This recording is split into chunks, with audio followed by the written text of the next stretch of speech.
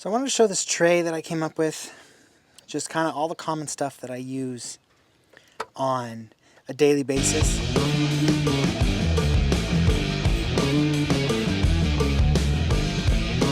The other day I had to do a air conditioning compressor on a cat track loader, and I was able to do everything that I needed to do with this tool set. Obviously I needed gauges and stuff, but like to remove and install the compressor, this is all I used. And then I did need my long 1/2-inch drive for the belt, but I knew that, so I just grabbed it and this tray. I've been wanting to do this for a while.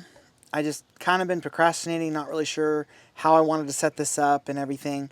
And then I was watching YouTube a few weeks ago, and there's a guy named Off-Road Wrench. He's an independent heavy equipment guy from Oregon.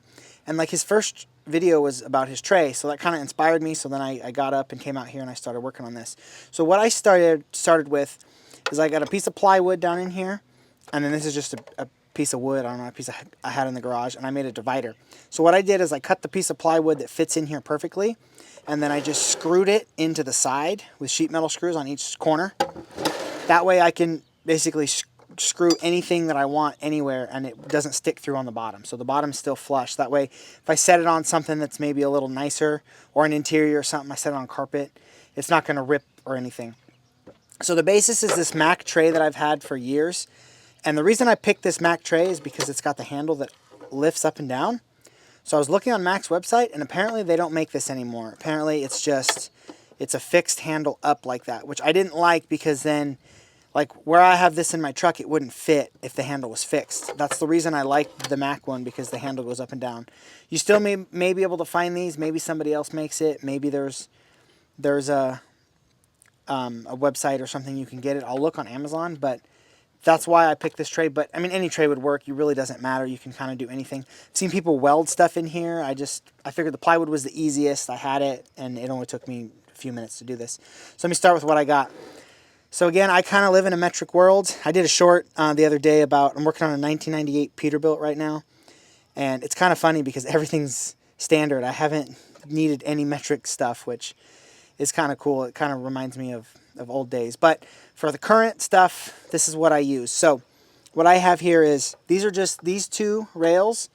Let me get a closer shot in there. So these two rails here are just the Harbor Freight.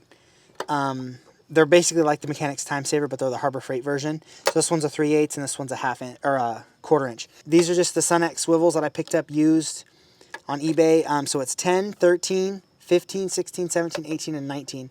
And that's pretty much all I use. Cat and John Deere both use 10 and 13. And then Cat uses 15, 16, and 18. And then John Deere uses 17 and 19 a lot. There's not really any 15 on John Deere, but so I got that. And then this is the Snap-on Semi-Deeps, which I kind of just recently got these. This is the same. It's 10, 13, 15, 16, 17, 18, and 19, which is what you use. And then 19 is also the same as 3/4, which you come across 3/4 quite a bit still. And then these are the Mech RBRTs. These are the metric ones. And then these are the standard RBRTs. So I still come across quite a bit of standard hex.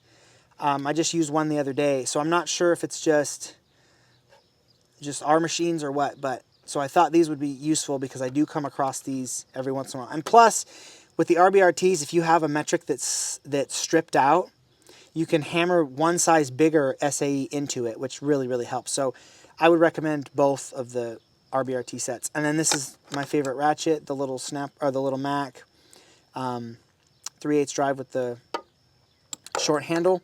And then this is just my Craftsman set of 1/4 inch drive. So I got rid of the 14. I didn't get rid of it. It's in the drawer because I have honestly never used it. It still looks brand new. So this is 6, 7, 8, all the way to 13, because sometimes you still need 1/4 inch. And then I have an 8, a 10, and a 13 in the swivels. I think these two are Capri, and this one is a gear wrench, if anybody cares about branding.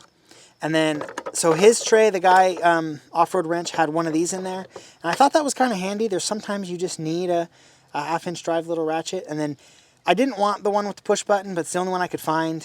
So I figured might as well get it, see what it is. This is a Snap-on. And then I do carry, let me flip this around. So then this is a 16-ounce Snap-on hammer, and I like the snap-on hammers because of the shot. I've showed these before, so I got this one in there. I just got this one warranted, that's why it looks brand new and it's green.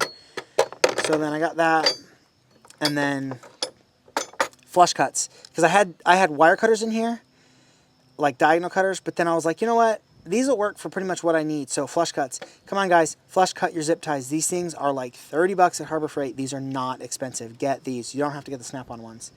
Flush cuts. My Matco 3/4-inch drive flex head ratchet. And then I got my Matco, the 3/8 locking flex head ratchet. So I have been switching these ratchets out. I got this one in there now. I had the Mac one in here. And I had the snap-on one. So I'm just kind of switching them out just to see. I haven't really given this one a good test. So I figured I'd throw it in here and give it a good test. And I still don't know. The jury's still out on this. I'm not sure what I like about this one. But I really, really like the Matco 1/4-inch drive one. So this one is the newer design. I mean, it looks very similar, but this one is made by a different manufacturer.